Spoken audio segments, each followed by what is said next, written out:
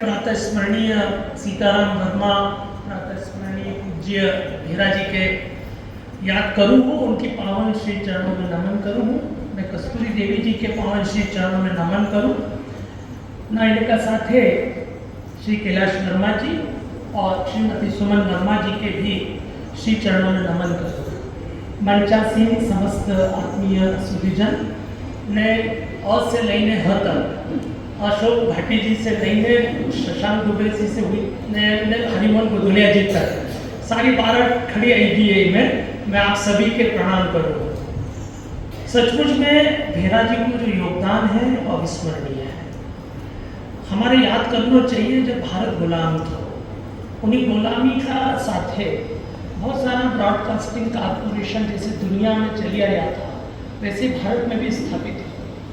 उनको उद्देश्य था कि अंग्रेजा के द्वारा जो शासन चली रही है वो के आगे बढ़ना है और वो चलते रहो। लेकिन आप देखो कि भारत जब आजाद हुआ तब उके नयो नाम दियो हमारा महान साहित्यकार और संस्कृति कर्मी उनने आकाशवाणी, और हम उनके जोड़ियो किससे, हमारा उन्हीं आकाशवाणी से जो कि सुदूर अतीत से चली आई है, पुराण आख्यान के माध्यम से, रामायण महाभारत के माध्यम से। तुम्हारे लगे हैं कि आकाशवाणी के लोकवाणी बनावा वाला था भेरा जी। अगर भेरा जी नहीं होता है तो वो आकाशवाणी और वो ऑल इंडिया रेडियो लोग से नहीं जुड़ सकते तो भेरा जी का अवदान है आकाशवाणी के लोकवाणी बनवा। और हमारे याद आया है कि पूर्व में पेपर सम्मेलन उनका मंच पे भेरा जी दिखता था। भेरा जी की विशेषता थी कि वह लाल रंग की पगड़ी पहनी के आता था और भी पेपर सम्मेलन में रहता था। मैं यहाँ याद दिलाऊं, हमारे यहाँ को सिंगत को मेलों हुए, उसके अंदर अलग अलग समूह का लोग के हम तेड़ा हो उनका माध्यम से हम प्रस्तुति करावा हो। तो भेरा जी के केवल आधा घंटा को टाइम दियो तो उन्हीं समय में 80 का बात करी रही हो। आपके जाने में आश्चर्य होगा कि लगभग 20 से 25 हजार लोग उन बैठा हुआ था। आधा घंटा को टाइम दिया था भेरा जी के और उनकी मंडली के, उनके प्रस्तुत करना था तरह तरह का यहाँ का जो लोक संगीत है, गीत है और अन्य विधाएं उनके। आपके जाने में आश्चर्य होगा कि 2 घंटा तक भेरा जी वहां से मंच से नहीं हटा और सारा लोग वैसा का वैसा बैठे। ये भेरा जी का भूमिका है लोक संचारक, जिन्हें हम आज की तारीख में लोक संचारक के वहां हमारे ऐसा लगे कि बुद्ध महावीर ने वहां से लईने कबीर और तुलसीदास जी की वाणी लोकवाणी है, क्योंकि लोक भाषा में निबद्ध तो है ही, वे लोक की आवाज है। उनका सातत्य में यदि हमें गौरव करना चाहिए तो भेरा जी का नाम के साथ हमारा अपना गौरव जोड़ना चाहिए। मैं आज याद करना चाहूंगा आनंदराव दुबे और श्याम परमार को। भेरा जी सरपंच ही करता था गवली पलासिया में। भेरा जी वहां पे दुकान चलाता था। भेरा जी वहां पे खेती बाड़ी को काम करता था। इंदौर से आनंदराव दुबे ने दूसरा जो लोक मनीषी है डॉक्टर श्याम परमार के काम किया तो इनका प्रोड्यूसर बनाया था लोक भाषा। तो एक ऐसा आदमी की आवश्यकता थी जो मालवी बेच बोले और बिल्कुल उन्हीं गांव देहात से आए, खेती गृहस्थी की बात। तो यह खोज जो है भेरा जी की हुई थी आनंदराव दुबे और डॉक्टर श्याम परमार के द्वारा। वे लेने आए गवनी पलासिया से और आप देखो कि पूरा माला निमाड़ में छई गया। हमारा कान जो है सांझ के पड़े राम राम और नंदा जी, राम राम भाई भेरा जी और राम राम कान्हा जी अभ्यस्त हुई गई थी। अगर हम इनके लिए सुनता तो लगता था कि आज शाम ही नहीं हुई है। तो ऐसा अद्भुत चरित्र, ऐसा अद्भुत व्यक्तित्व भेरा जी को दियो। और हमारे कहते हुए गौरव की अनुभूति हो है कि यदि भारत की लोक दृष्टि कोई बना ही सके तो भेरा जी के माध्यम से हम सीख सकते। आप सोचो कि गांधी जी ने संचारक की भूमिका अदा करी। हम बात करें आज का दौर में लोगों के देखा कि सोशल मीडिया पे सक्रिय है, अलग अलग जगह अभिव्यक्त करी गया है। गांधी जी से सीखो संचार कई हुए। गांधी जी ने उस समय तक जितना भी प्रकार का संचार का माध्यम था, सबको उपयोग करे। उनने अखबार निकाली हो और वहां से निकाली हो जहां से कोई हिंदी या तमिल में अखबार निकालने की हिम्मत नहीं कर सकते हो। दक्षिण अफ्रीका चाहिए, गुजराती में अखबार निकाले तो समाचार पत्र निकाले उनने। वी जो है आकाशवाणी से बोलता था और सबसे ज्यादा टेलीग्राम किन्हीं नेता ने करिया तो गांधी जी ने करिया। तो आप देखो कि जितना भी संचार माध्यम है उनका किस तरह से राष्ट्र हित में हम उपयोग कर सका वो गांधी जी ने करी। और मुझे लगे कि आजादी का बाद लोक भाषा का माध्यम से संचार माध्यम का प्रयोग करने में सबसे समर्थ व्यक्तित्व था भेरा जी। और उन्हीं भेरा जी की परंपरा में कैलाश वर्मा जी ने क्या अद्भुत काम करा कि अंतर्राष्ट्रीय फिल्म महोत्सव में सम्मिलित हुई फिल्म संजा को बनाया। आप सोचिए कि संजा जैसी एक लोक विधा को लेकर के फिल्म बनाना और उसको अंतर्राष्ट्रीय फिल्म महोत्सव में कई बार अवार्ड मिले, लगातार अवार्ड मिले, तो ये एक सातत्य है। और आज प्रसन्नता की बात है कि मालवी गुट का माध्यम से जय भेरा जी, रानी भेरा जी और सारा भाई उन सब मिलीने और मालवी गुट को काम करेंगे। तो ये सातत्य घराना है। यहाँ पे जो बहुत सारे लोग बैठे हैं सब अलग अलग घराना है, कोई संगीत को, कोई नृत्य को, कोई नाट्य को, अलग अलग घराने बैठे हुए। ये दर्शक नहीं है, ये खुद ही घराना बैठे हुए है, सामने लोग बैठे हुए कोई घराना से कम नहीं है। तो मारा ये लगे कि यो आयोजन जो है ये किन्हीं भी तरह से संगीत नाटक एकेडमी अवार्ड, साहित्य एकेडमी अवार्ड और नोबेल पुरस्कार से कम अवार्ड नहीं हुआ। और इतना पारदर्शी कि हर साल हम सोचा कि इस बार किनके मिलने वाले, और अचानक कोई दिन श्री राम दवे जी को, हरीश कुमार सिंह जी को, जयेश भाई को फोन आए कि इना साल हम इनके दे दिया है। और आपको मन प्रसन्न हो जाए। कहीं भी ऐसा सम्मान है उनका, तो आप जानो राकेश शर्मा जी बैठा है यहाँ पे, भी जाने कि कितनी तरह की राजनीति हो या कोई राजनीति नहीं हो। और सबसे बड़ी बात है कि जो भी पुरस्कृत हुए फिर वाकई में मील का पत्थर को काम जो करेगा। ये पूरी जो नामावली आपने दिखी रही है पुखराज पांडे जी से लेने और फिर सतीश दवे जी तक, ये सगला का सगला जन अपना अपना क्षेत्र में मालवा और निमाड़ की संस्कृति के निरंतर आगे बढ़ाने का काम कर ही लिया था।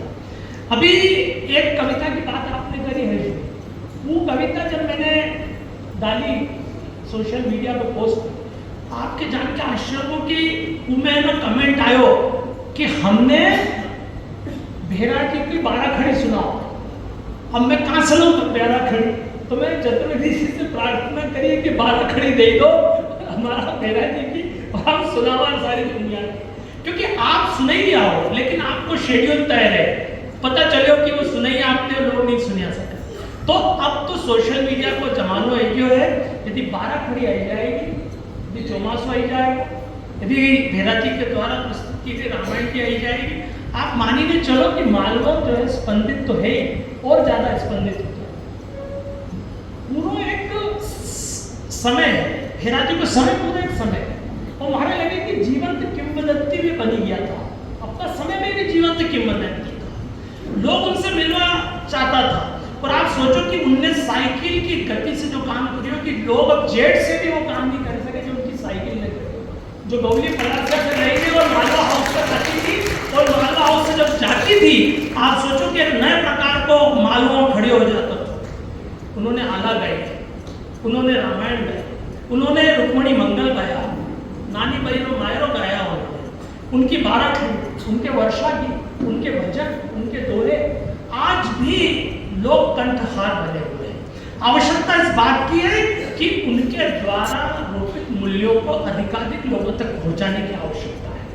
मैं कविता पढ़ रहा था, आपने शेयर की उस कविता को। भेराजी बणिया भैरव भारत में, भेराजी बणिया भैरव भारत में, मालवा का रेवा सरिका गहरा, चंबल सरिका चंचल, विंध्या सरिका ऊंचा, सिप्रा सरिका निर्मल, भेराजी थ्यो सच्चा कुलपूत मालवा का, भेराजी बणिया भैरव भारत में। भेराजी बणिया भैरव भारत में, भेराजी बणिया भैरव भारत में, मालवा का केवड़ा गीत ताला, सीताराम ऐसा गाया, भेराजी नाम जोड़ी जन मन में थे समाया, तुम्हारे दुलारा गायक भेराजी मालवा का, भेराजी बढ़िया भैरव भारत में मालवा का।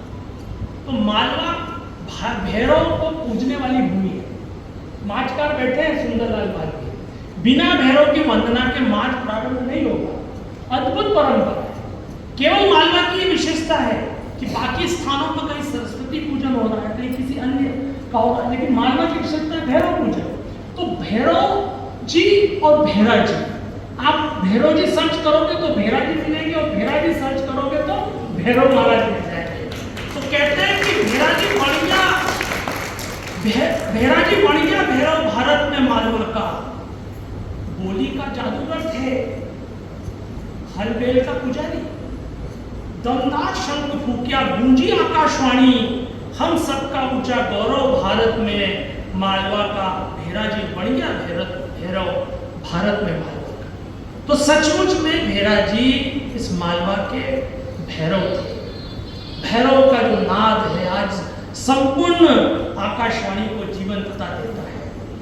मुझे याद आता है कि एक बार कृष्णकांत दुबे जी ने अपनी बात को रखा था और बिल्कुल विशुद्ध मालवा की शैली में अपनी बात को कहा था। उनकी माँ ने उनसे कहा था, मुझे लगता है कि भेरा जी, नंदा जी और तीनों कान्हा जी, तीनों के जीवन में स्पंदित होता है। आज की सबसे बड़ी समस्या यह है कि लोगों का हृदय छोटा है और वजन बहुत ज्यादा है। तो माता जी ने उनसे कहा था, नंदा जी से, नाना छटाक भर का मन पे, मन भर को वजन मत लीजिए। नाना छटाक भर का मन पे, मन भर को वजन मत लीजिए। आप देखिए कि कितनी अद्भुत बात। बड़े बड़े मनोवैज्ञानिक इस बात को, बड़े बड़े डॉक्टर नहीं समझा सकते जो वो माता जी समझा रही थी। तो नंदा जी, भेरा जी और कान्हा जी ने ये किया कि मन भर का, छटाक भर का जो मन है उस पर मन भर का भार लेकर के न चलते हैं न दूसरे को चलने देते। इसीलिए उनके द्वारा रोपित मूल्यों को आज हमें आगे बढ़ाने की आवश्यकता है।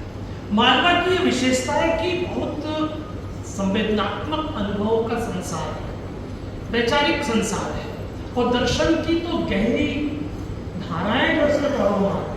अभी मेरे शर्मा जी पता है ना कि एक तरफ गुरु गोरखनाथ जी की वाणी आ रही है, भर्तरीनाथ की वाणी आ रही है, दूसरी तरफ निर्गुणियों की पूरी परंपरा है, उधर सिंगा जी, इधर मालवा में कबीरपंथी गायन की परंपरा है, और एक तीसरी परंपरा भी है जो राम और कृष्ण भक्ति की परंपरा है, उसके भी अद्भुत लोग हैं। तो गांव देहात में उनके द्वारा प्रस्तुत की जाने वाली ये जो त्रिविध धारा है वाणी की, इसने लगातार मालवा को समृद्धि दी है, वैचारिक समृद्धि दी है, संवेदनात्मक समृद्धि दी है, और बहुत सारा कुछ ऐसा दिया है जो आज भी हम सबके जीवन का पाथेय बनता है। भारत की लोक दृष्टि पश्चिम की फोक की दृष्टि से भिन्न है। यदि भेरा जी को आप समझेंगे तो पता लगेगा कि भारत की लोक दृष्टि क्या है। वो जो फोक लोरिस्ट भारत में आ रहे थे, उन्होंने इसे परायपन के रूप में देखा, अदर के रूप में देखा। इनका हमारे जीवन से कोई लेना देना नहीं, भिन्न है। इसलिए आप देखिए उस समय चाहे वो रेडियन एल्विन रहा हो या जितने भी लोग तत्वशास्त्री आए, उन्होंने भारत को हीन दिखाने की चेष्टा की, लगातार की। और उसके विपरीत में बहुत सारे ऐसे लोग मनीषी खड़े हुए जिन्होंने जवाब दिया। उसमें राम गणेश त्रिपाठी, वासुदेव श्रवण अग्रवाल, विद्या निवास मिश्र, हजारी प्रसाद द्विवेदी, इस मालम आटी से जुड़े हुए श्याम परमार, चिंतामणि उपाध्याय, डॉक्टर भगवती लाल राजपुरोहित एक सातत्य है। मुझे लगता है कि इस धारा के यदि प्रतिनिधि गायक लोक संस्कृति के संवाहक कोई थे तो भेरा जी थे। भेरा जी ने उस लोक दृष्टि को गहराई से न केवल अनुभव किया, वरन वो सतत वर्तमान है इस रूप में प्रत्यक्ष किया। पश्चिम से आने वाले लोगों ने बीते हुए अतीत के रूप में फोकलोर को लिया, उसे असभ्य और संस्कृत लोगों की वाणी के रूप में संकेतित करने की कोशिश की। लेकिन लोक वेद के समानांतर है, लोके वेदे च। इस सूत्र को यदि हमें अंगीकार करना है तो हमें भेरा जी के द्वारा रोचित मूल्यों के साथ चलना होगा। हमें भारत की उस लोक दृष्टि को निरंतर आगे ले जाना होगा, जिसकी आवश्यकता निरंतर बढ़ती जा रही है। शाम होते होते यदि भेरा जी यदि आपको याद आ रहे हैं, इसका मतलब है कि मालवा आज भी जीवित है, मालवा की बोली आज भी जिंदा है। धन्यवाद।